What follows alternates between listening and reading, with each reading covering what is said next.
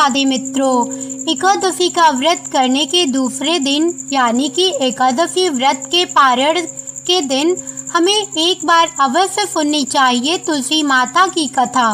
तुलसी माता की कथा सुनने मात्र से सभी मनोकामनाएं पूर्ण होती, साथ ही घर से दुख दरिद्रता दूर होती है। एकादशी व्रत कथा। श्री सूत जी बोले, महाराज ब्राह्मणों से बोले कि हे ब्राह्मणों, इस विधि युक्त उत्तम महात्म्य को श्री कृष्ण ने कहा था। विशेषकर जो उत्तम जन इस व्रत की उत्पत्ति भक्ति से सुनते हैं, वह इस लोक में अनेक प्रकार के सुख भोगकर अंत में दुष्प्राप्य विष्णु लोक को पाती हैं। पूर्व काल में श्री भगवान ने अर्जुन के प्रति एकादशी व्रत की उत्पत्ति विधि इत्यादि कही थी, तो उन्हीं के कथन रूप से मैं कहती हूँ। अर्जुन ने पूछा कि हे जनार्दन, जो रात्रि में उपवास करते हैं तथा एक ही समय में भोजन करते हैं, उन्हें क्या पुण्य मिलता है और उस उपवास की विधि क्या है, तो आप कृपा करके कहिए। यह सुनकर श्री कृष्ण भगवान ने कहा कि सबसे प्रथम स्नान करना चाहिए तथा व्रती पुरुष पतित चोर पाखंडी देवता वेद और ब्राह्मणों की निंदा करने वाले दुराचारी पर द्रव्य चुराने वाला इन सबसे बात ना करें। यदि किसी तरह इनको देख ले तो इस पाप को दूर करने के लिए सूर्य को देखें, स्नान के बाद नैवेद्य आदि अर्पण कर भगवान विष्णु की पूजा करें, दीपदान करें। यह सब कर्म भक्ति भाव युक्त होकर करें।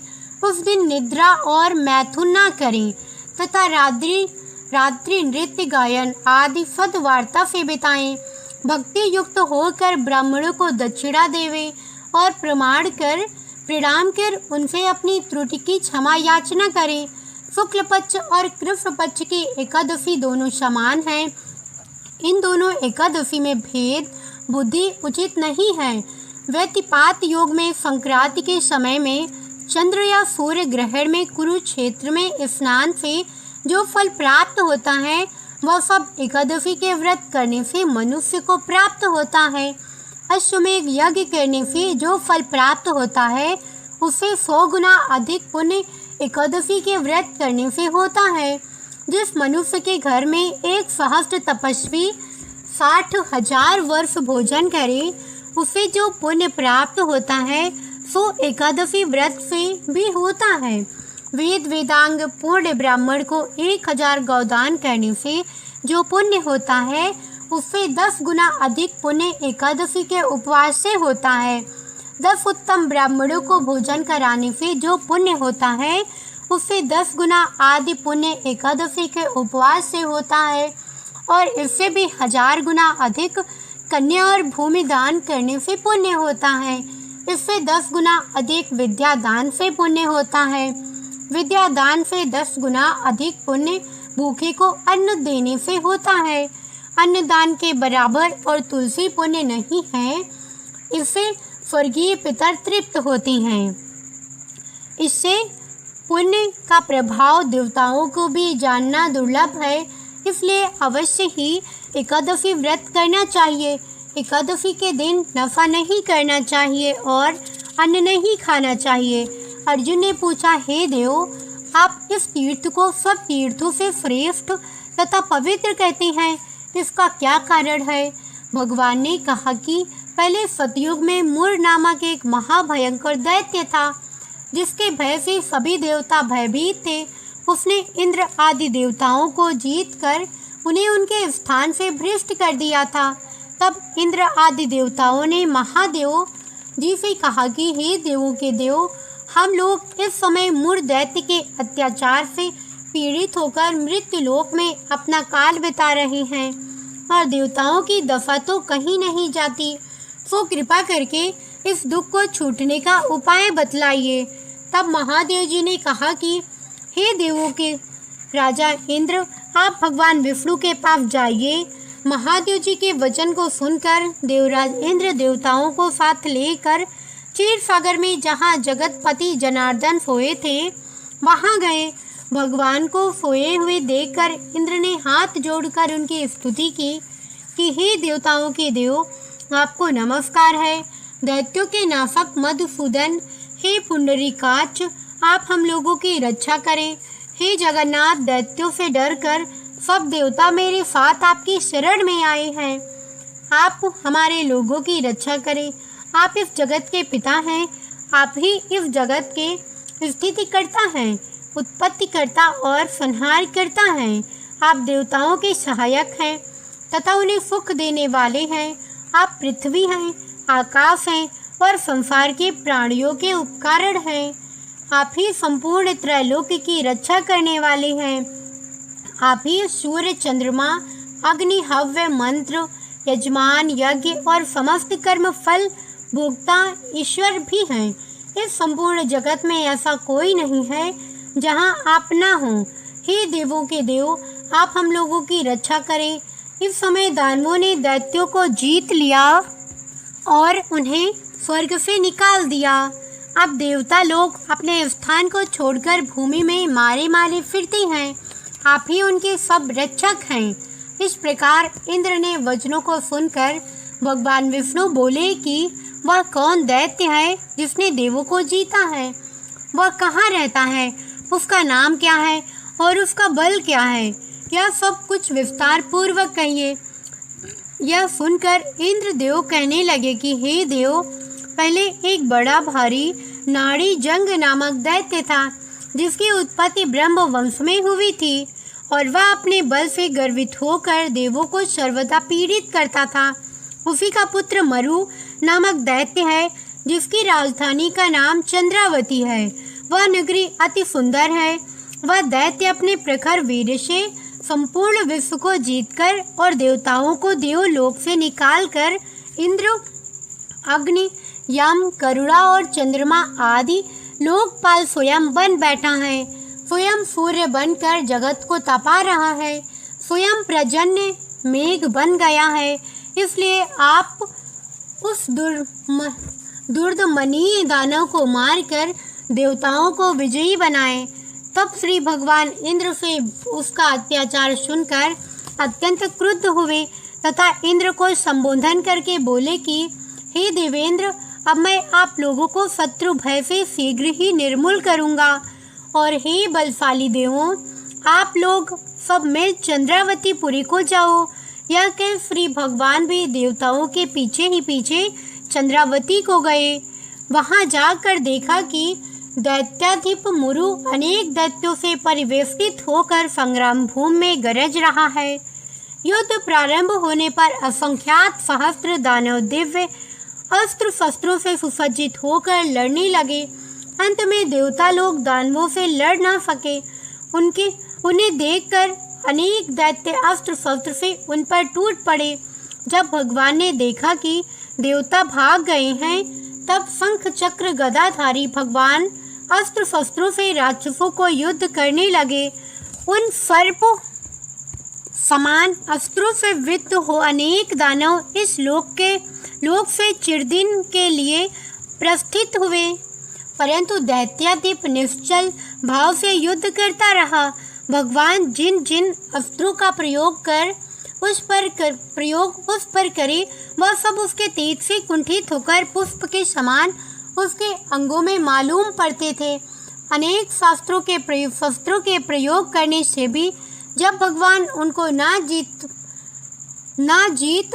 सके, तब क्रुद्ध होकर परिघ तुल्य बाहुओं से मल्ल युद्ध करने लगे। 1000 वर्ष भगवान ने उससे युद्ध किया, परंतु वह नहीं हारा। तब भगवान शांत होकर विश्राम करने की इच्छा से बद्रिकाश्रम चले गए। वहां 48 कोस की लंबाई में विस्तृत और एक द्वार युक्त हेमवती नामक गुफा में शयन करने के लिए भगवान ने प्रवेश किया। हे धनंजय, मैं उस गुफा में सोया था तो दानव भी मेरे पीछे पीछे उस गुफा में चला आया और मुझे सोते देखकर मारने के लिए उद्यत हुआ। वह समझता था कि आज मैं दानवों के चिर शत्रु इनको मारकर इन्हें निष्कंटक बनाऊं। उसी समय मेरे शरीर से अत्यंत सुंदरी दिव्य अस्त्र लिए एक कन्या उत्पन्न होकर दानव राज के सम्मुख युद्ध के लिए उपस्थित हुए। दानवेंद्र उससे युद्ध करने लगा।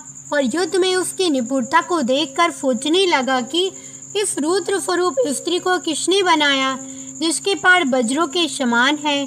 पुनः उन दोनों में घमासान युद्ध आरंभ हुआ। एक मुहूर्त में ही उस कन्या ने दानव राज के अस्त्र शस्त्रों को काटकर उसे रथहीन कर दिया।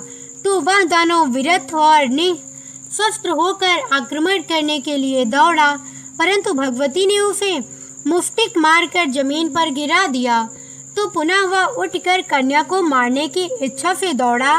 उसे आते देखकर भगवती ने उसका सिर धड़ से अलग अलग करके उसे यमलोक को भेज दिया और उसके साथी भयभीत होकर पाताल को चले गए। जब भगवान उठे तो वह कन्या उनके सामने हाथ जोड़ खड़ी हुई। उस कन्या को देखकर भगवान विष्णु अति प्रसन्न हुए और बोले कि संपूर्ण देव गंधर्व नाग लोकेश सभी को जीतने वाले इस दृष्ट दानव को रण में किसने मारा है, जिसके भय से मैंने इस कंदरा में आश्रय लिया था, सो किसने कृपा कर मेरी रक्षा की है। कन्या ने उत्तर दिया कि हे प्रभु, आपको सोया देखकर वह दानव आपको मारना चाहता था कि आपके ही अंश से उत्पन्न हुई मैंने ही इस दानव का संहार करके देवताओं को निर्भय किया है।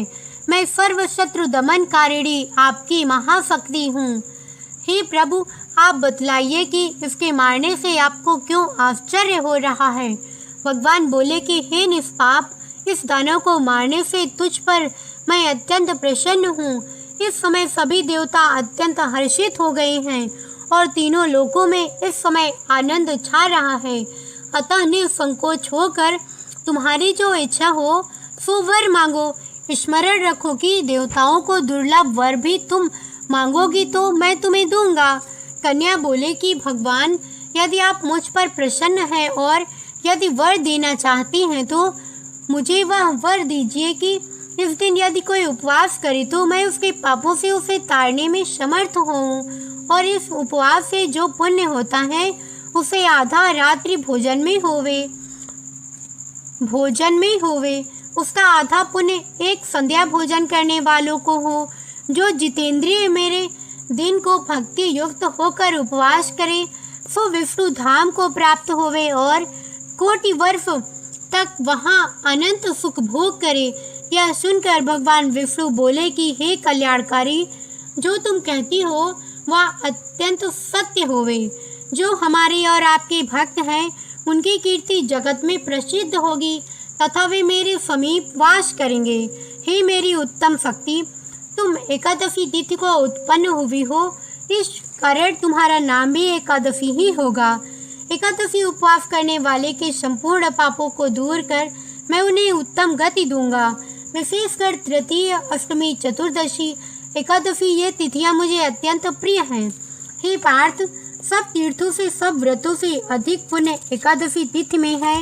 विष्णु भगवान इतना वर देके वहां से अंतर ध्यान हो गए और एकादशी तिथि भी वर पाकर परम संतुष्ट तथा हर्षित हुई।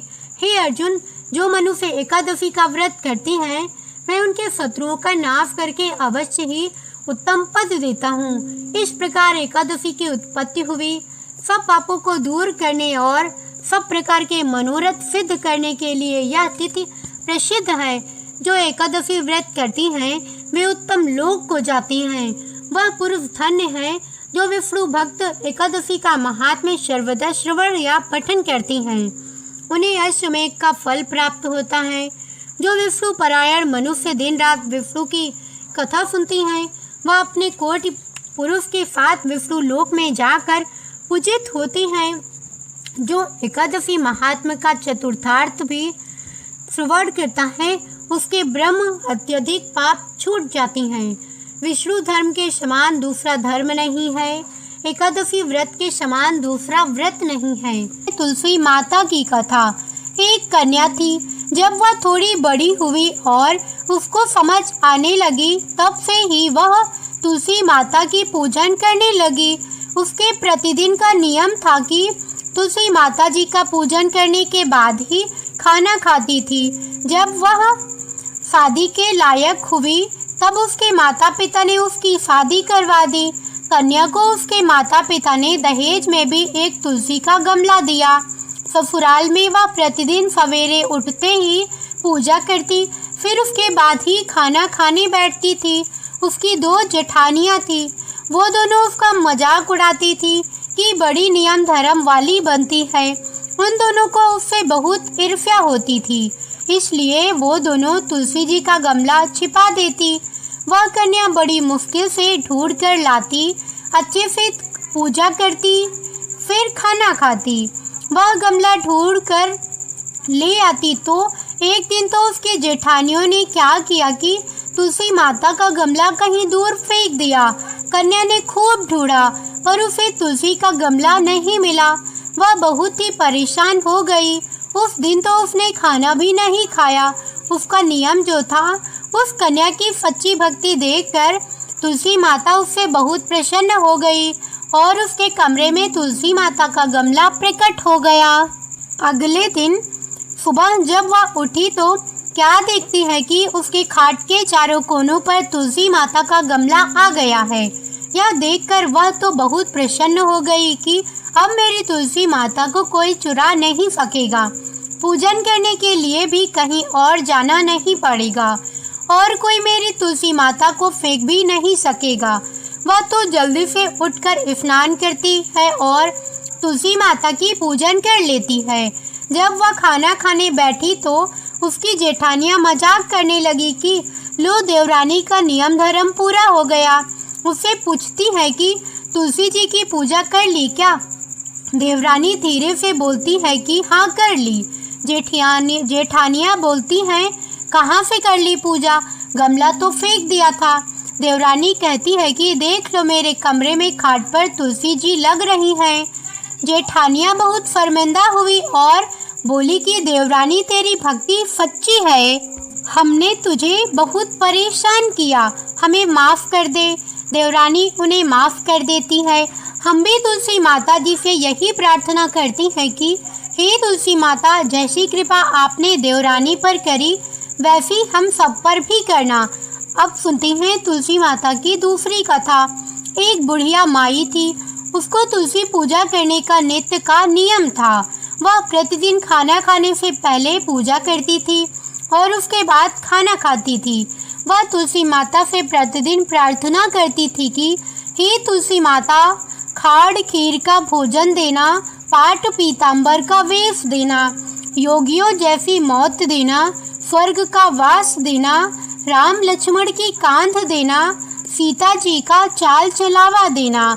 यह सुनकर तुलसी जी सूखे सूखे रह रही थी। राम लक्ष्मण उधर से निकल रहे थे तो उन्होंने पूछा तुलसी जी कि आप सूखे सूखे क्यों जा रहे हो? एक बुढ़िया, वह बुढ़िया रोज मेरी पूजा करती है और वह मुझसे खाने का लड्डू मांगती है, खेलने को भाई मांगती है, खाड़ खीर का भोजन मांगती है, पाट पीताम्बर का वेश मांगती है, आपकी कांध मांगती है, सीता जी का चाल चलावा मांगती है, स्वर्ग का वास मांगती है, योगिनियों की मौत मांगती है। तुलसी माता बोली, बाकी सब तो मैं दे दूं, पर आपकी कांध कहाँ से दूं और सीता जी का चाल चलावा कहाँ से दूं उस बुढ़िया माई को? राम जी और लक्ष्मण जी तुलसी जी से बोले कि आप हरे भरे हो जाओ, सब हो जाएगा। कुछ दिनों बाद बुढ़िया माई मर गई। लोग इकट्ठा होने लगे, क्यों कि ले जाने के लिए उसको तैयार करने के लिए उठाने लगे तो वह इतनी भारी हो गई कि उसको लोग उठा नहीं पाए, उसको हिला भी नहीं पा रहे थे। लोग कहने लगे कि बुढ़िया इतनी भारी कैसे हो गई, वह तो देव दर्शन सब करती थी, क्या वह कोई जादू टोना करती थी जो ऐसी भारी हो गई? इतने में राम लक्ष्मण और सीता जी आए। सीता जी ने चाल चलावा किया और राम लक्ष्मण ने कंधा दिया और बुढ़िया तो सदैव वैकुंठ को चली गई।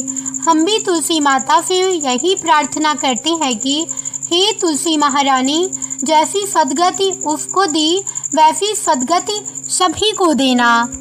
अब आइए सुनते हैं तुलसी माता की तीसरी कथा। एक ब्राह्मण था, वह प्रतिदिन मंदिर जाता था, वह प्रतिदिन तुलसी माता की पूजा करता था। वह तुलसी माता से प्रतिदिन प्रार्थना करता था कि हे तुलसी महारानी, मेरा आनंद करना। तुलसी माता ने सोचा कि यह ब्राह्मण तो बहुत सीधा है और गरीब है और प्रतिदिन मेरी पूजा करता है, मैं इसके कुछ न कुछ करना चाहती हूँ। तो तुलसी महारानी एक कन्या का रूप बनाकर बैठ गई और उस ब्राह्मण को बोली कि ब्राह्मण, मैं भी तेरे घर आना चाहती हूँ। ब्राह्मण ने सोचा कि 6 लड़कियाँ तो मेरे पहले से ही हैं और 7 लड़कियों का मैं कैसे पालन पोषण करूँगा, लड़कियों की शादी कैसे कराऊँगा, मेरे पास तो कुछ ऐसा भी नहीं है। यह व्यभिचार करके वह बहुत परेशान रहने लगा। उसको तो खाना भी नहीं भा रहा था। उसकी औरत ने कहा कि क्या बात है, आजकल बहुत दुखी दुखी रहने लग गए। तो इस पर ब्राह्मण बोला कि मैं मंदिर जा रहा हूँ, वहाँ पर एक छोटी सी कन्या बैठी है और वह कहती है कि ब्राह्मण, मैं आपके घर आऊँ। उसकी पत्नी बोली कि अरे, इसमें परेशान होने की क्या बात है, आ रही है तो आने दो। ब्राह्मण बोला कि पहले से अपनी 6 लड़कियां तो हैं ही, उनकी भी अपने को शादी भी करवानी है। तो इस पर ब्राह्मणी बोली कि अरे, ये तो कोई बात नहीं है, अपनी 6 लड़कियों की शादी करवाएंगे, वैसे 7वीं की भी करवा देंगे, अपने 7 लड़कियों की शादी साथ में करवा देंगे। अगले दिन जब वह ब्राह्मण मंदिर गया तो उसकी उस छोटी कन्या ने पूछा, ब्राह्मण, मैं आपके घर आऊं? तो ब्राह्मण बोला कि हाँ, चल बेटा चल। उनको वह घर पर लेकर आ गया। तुलसी माता कन्या के रूप में ब्राह्मण के घर आने से ब्राह्मण के घर में बहुत आनंद हो गया। घर में लक्ष्मी की बारिश हो गई। जब ब्राह्मण 7 कन्याओं की शादी के लिए वर ढूंढने जाने लगे तो उस छोटी कन्या ने कहा कि मेरे तो शालिग्राम जी के मंदिर में जाकर शालिग्राम जी को बोलना कि बारात लेकर आए और मेरी 6 बहनों के मेरी तुम्हारी इच्छा से वर ढूंढ लेना। तुलसी महारानी की मेहरबानी से उसके तो सब जेवर, कपड़ा, खाना सब तैयार हो गया और अच्छी धूमधाम से उनकी शादी हो गई और उस ब्राह्मण की तुलसी माता टूटमान हुई। हम भी तुलसी माता जी से यही प्रार्थना करते हैं कि तुलसी माता जैसे ब्राह्मण के घर पर लक्ष्मी के साथ टूटमान हुई, वैसे ही हम सब पर करना और कथा सुनने वाले सुनाने वाले दोनों पर करना, और जैसा आनंद ब्राह्मण करने करा वैसा हम सबके लिए करना। यह थी संपूर्ण तुलसी माता की कथा। अब आइए सुनते हैं तुलसी माता की आरती। जय जय तुलसी माता, सब जग की सुखदाता वरदाता। जय जय तुलसी माता, सब योगों के ऊपर, सब रोगों के ऊपर, रुज से रक्षा करके भवित्राता। जय जय तुलसी माता, बटुपुत्री ही श्यामा, सुरबल्ली ही ग्राम्या। विष्णु प्रिय जो तुमको सेवे, सो नर तर जाता। जय जय तुलसी माता, हरि के शिशु विराजत, त्रिभुवन से हो वंदित। पतित जनों की तारिणी विख्याता। जय जय तुलसी माता, लेकर जन्म विजन में आई दिव्य भवन में। मानव लोक तुम्हीं से सुख संपत्ति पाता। जय जय तुलसी माता, हरि को तुम अति प्यारी, श्यामी वरण तुम्हारी। प्रेम अजब है उनका, तुम से कैसा नाता। जय जय तुलसी माता, तुलसी माता की जय, भगवान विष्णु की जय। यह थी संपूर्ण कथा। कैसी लगी कमेंट करके अवश्य बताइएगा। साथ ही वीडियो को लाइक, चैनल को सब्सक्राइब कर लीजिएगा और हाँ, बेल आइकन को ज़रूर प्रेस कर लीजिएगा। ऐसी ही रोचक और धार्मिक कथाओं के लिए हमारे साथ बने रहिए। मिलते हैं एक ऐसी ही नई कथा के साथ। तब तक के लिए जय बजरंगबली, राम राम।